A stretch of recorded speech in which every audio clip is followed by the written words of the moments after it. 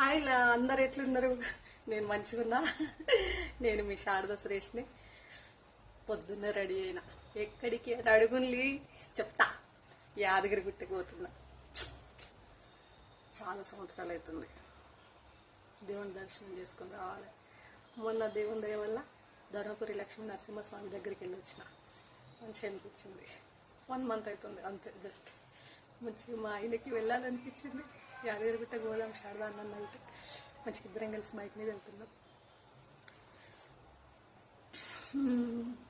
ఇంకా టిఫిన్ చేసినారా?